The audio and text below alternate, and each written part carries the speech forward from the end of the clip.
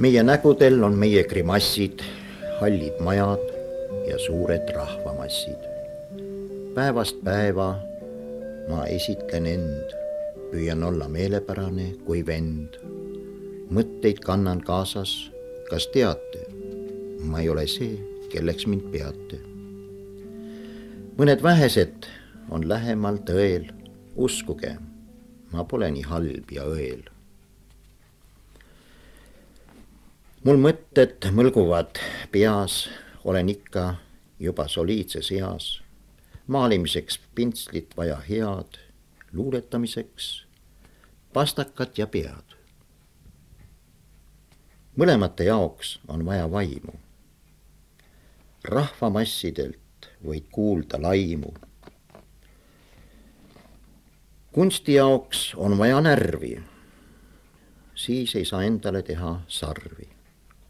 Pole kunsti ilma luuleta, pole suudlust ilma huuleta, pole halba ilma heata, pole inimest ilma veata. Luuletada või maalida pole vahet. Taevast võib sadada siis rahet. Sõnades on mõtet ja värvi, jõudu, maalides mõtted ja kujundlikke laudu. Kunsti ja luulet unustada ei saa. Kui on taevas, siis on ka maa.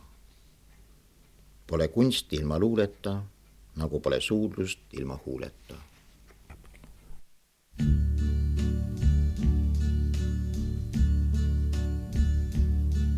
And now the end is near, and so I face the final curtain.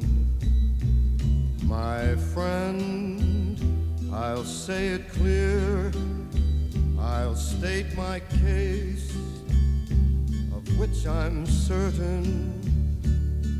I've lived a life that's full.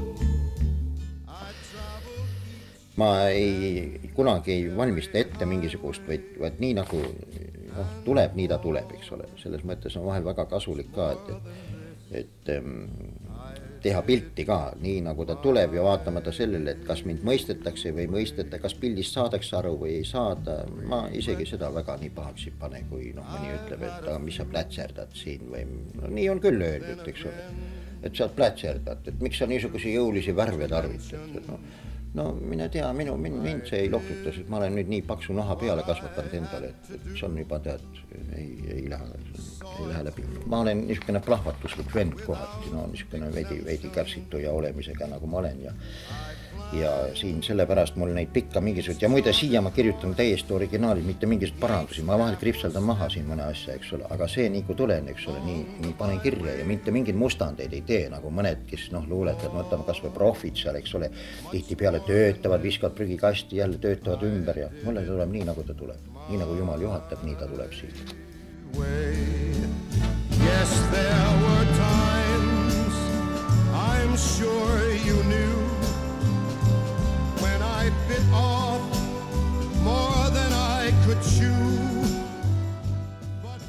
Ämblik on minu jaoks isemoodi kohe, see on mulle püha loom, see ma olen igal maalides ka väga palju kasutanud, eks ole. Ma ei mõtle seda Ameerika mütoloogilist ämblikku, vaid ma mõtlen endale see ämblik kui sõnumi tooja. Mina olen ka solvunud nende inimeste peale, või ma ei saa nendest inimesest aru, kes lömastavad ämblikuid, tapavad ämblikud, viskavad kraanikausist alla, lasevad vett peale, vaata kui mõnusalt läheb sinna. Minu jaoks on ta hingede maailm, üks esindaja, materiaalne esindaja, ämblik. Nii et mina ämblikust pean väga lugu. Ämblik on püha. And now as tears subside, I find it all so amusing to think I did all that, and may I say, not in a shy way, oh no, not me. I did it my way.